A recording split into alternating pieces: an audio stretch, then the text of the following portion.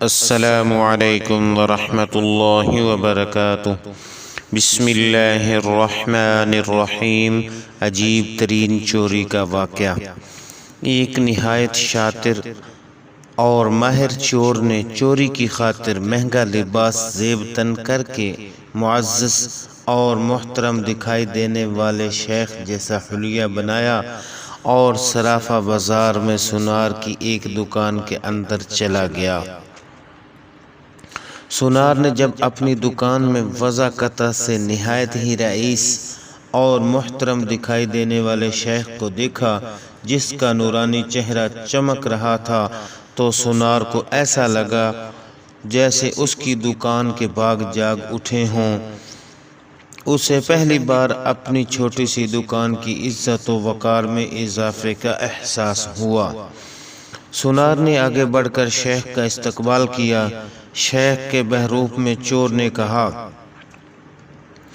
آپ سے آج خریداری تو ضرور ہوگی، مگر اس سے پہلے بتائیں کیا آپ کے لیے ممکن ہے کہ آپ اپنی سخاوت سے ہمارے ساتھ مسجد بنانے میں حصہ ڈالیں؟ اس نیک کام میں آپ کا حصہ خواہ ایک درہم ہی کیوں نہ ہو۔ سونار نے چند درہم شیخ کے حوالے کیے ہی تھے کہ اسی اثناء میں ایک لڑکی جو در حقیقت چور کی ہم پیشہ تھی دکان میں داخل ہوئی اور سیدھی شیخ کے پاس جا کر اس کے ہاتھوں کو بوسہ دیا اور التجائیہ لہجے میں اپنے اور اپنے اہل و عیال کے لیے خیر و برکت کی دعا کے لیے کہا۔ سونار نے جب یہ منظر دیکھا تو اس سے رہا نہ گیا اور معذرت خواہ لہجے میں کہنے لگا، اے محترم شیخ، لا علمی کی معافی چاہتا ہوں مگر میں نے آپ کو پہچانا نہیں ہے۔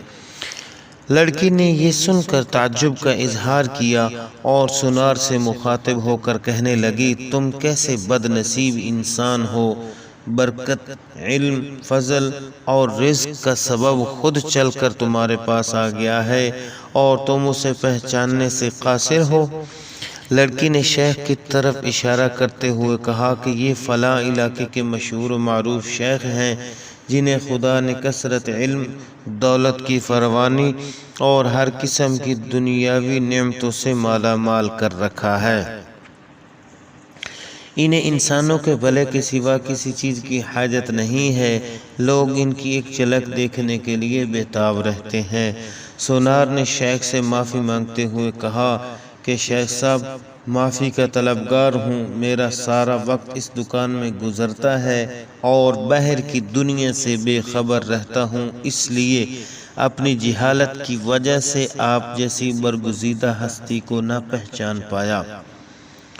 شیخ نے سونار سے کہا، کوئی بات نہیں، انسان خطا کا پتلا ہے، غلطی پر نادم ہونے والا شخص خدا کو بہت پسند ہے۔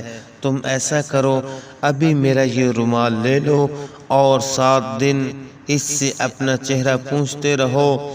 7 دنوں کے بعد یہ رومال تمہارے لیے ایسی برکت، ایسا رزق لے آئے گا جہاں سے تمہیں توقع بھی نہ ہوگی۔ جوہری نے پورے ادب احترام کے ساتھ رومال لیا، اسے بوسہ دیا، آنکھوں کو لگایا اور اپنا چہرہ پوچھا تو ایسا کرتے ہی وہ بے ہوش ہو کر گرا۔ اس کے گرتے ہی شیخ اور اس کی دوست لڑکی نے سونار کی دکان کو لوٹا، وہاں سے فوراً رفو چکر ہو گئے۔ اس واقعے کو جب 4 سال گزر گئے اور سونار رو دھو کر اپنا نقصان بھول چکا تھا تو 4 سال کے بعد پولیس کی وردی میں ملبوس 2 اہلکار سونار کی دکان پر آئے۔ ان کے ساتھ وہی چور شیخ تھا جس کو ہتھ کڑیاں لگی ہوئی۔ سونار اسے دیکھتے ہی پہچان گیا۔ ایک پولیس والا سونار کے پاس آ کر پوچھنے لگا، کیا آپ اس چور کو جانتے ہیں؟